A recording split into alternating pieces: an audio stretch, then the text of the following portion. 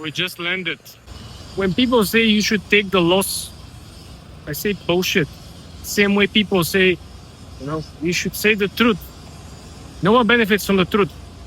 Nor you, nor the truth. Only the people who are asking for the truth. It's nonsense. Who is benefiting from the truth? People who are asking for it, which means the truth will make you weak, make you lose, and the truth works against you. Same freaking reason why taking the loss, people enforcing you effectively to lose faster. They don't want to fight. People are tired or scared or lack of resources. That's why wars are end up either in peace agreement because one of the sides actually cannot continue fighting. They have lack of resources, lack of manpower, lack of weaponry. You see? We just came up with this bad boy. Now he's leaving. Anyway, you need to understand people who are asking for ending of the battle, being physical or mental, are people who are tired, afraid, and don't want to fight anymore. Right? No one who is actually winning will be wanting to end up the battle fast. Just think about who in their right mind. Just look at America. Every single war they had, they just keep waiting, procrastinating the end because they have more resources. They have time on their side. The country who is fighting against America always waits, always rushes to end the war fast, always rushes to do the peace talk, all the nonsense negotiations, because they lack resources. They cannot continue fighting. Same way works in the mental battle. When people ask you, just take the loss and give up. Same thing how Wall Street asks you effectively to sell your losing position, right? They don't want to keep, investing money, hedging every single week, trying to manipulate the price up or down so they can get you to sell little by little, to panic you to sell, to exit the position, and they can simply win. They want to win today. They don't want to wait 6 months. Why? Because 6 months is a long freaking period. The Federal Reserve might actually turn on the money printer, a short position could go to zero. They can get wiped out. Same thing happened with many companies that they thought that they're done. Going back to the mental battle. The way how Wall Street is asking you to give up indirectly by saying that that's game over, you cannot win, etc., etc., etc. The same way people mental battle says, just tell the truth. Which, like I said, truth is not your friend. Truth works against you. You don't even have to analyze this because if the enemy against you is asking you for the truth, enemy is asking you for you to lose, right? You're on both sides of the equation. It's a zero-sum game. You cannot say the truth, regardless of what the truth is, and both sides to win. Simple, clear visual understanding. Same thing. So mental battle, physical, we're talking about personal or governmental battle, always comes down to the individual or entity who can continue playing the game forever. Continue procrastinate the effort, procrastinate the result, having more resources than anyone else. Can continue coming up with new strategy, new weaponry, new enforcement tactics, new manipulative tactics. The person who is tired, the person who is on the very end of their physical, mental capacity, or the entity who lacks sufficient resources to continue fight, will always look for a shortcut. Always will look for the shortcut. This is why you should always understand that the battle shouldn't be closed or end by force. The battle ends in a natural manner. One of the parties give up and you win. One of the parties steps back, pack their shit and leave. You win. You never take the first step. You never speak first.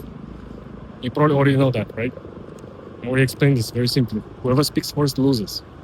In negotiations, even on battlefield, whoever speaks first on the street fight, whoever speaks first, whoever hits first loses. You're exposed to more damage than trying to hit somebody first, than trying to throw the first punch, which I think you already know that. So I think this is probably one of these mental models that a lot of people still don't truly understand. But now I believe all of you understand this mental model. This is a very different framework. And again, you should understand that this shit works. Just look at back in history or ask Claude. How most of the battles America won? They won by waiting. They never run to propose a peace deal. They never run or trying to escalate faster negotiations or expedite it. And John Wick 8 is shooting, my little friends. Anyway, so just think about no one who is in the power will be motivated to end the war fast. War costs money. Battle costs money, costs time, costs efforts. For everyone, any party, regardless how much resources you've got. If a fucking Top Gun is flying over us. Anyway, so the war costs money, costs time, costs efforts, sometimes costs human lives, right? But the mental game here is completely different. You cannot measure the power of the mental game over any resources, right? You cannot really measure it. Because from time to time, you had someone who is actually more capable to manipulate the battlefield, who can make your army look bigger, stronger, more capable. You can make your army look larger and win the battle. And this might not be the truth. Which brings us back to the original quote, which I said that truth is never your friend. Truth works against you. Truth works for people who are asking for the truth, not for you. Right? So this is it. This is the framework. Another framework that works.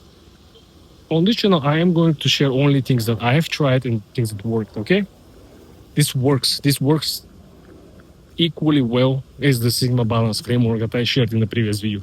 It's crazy how easy to understand and to apply it. It's crazy how fast you can see the results, right? Again, I have to run the small summary for you, so it will be easier to understand. Point number one, you never comply with other side requests.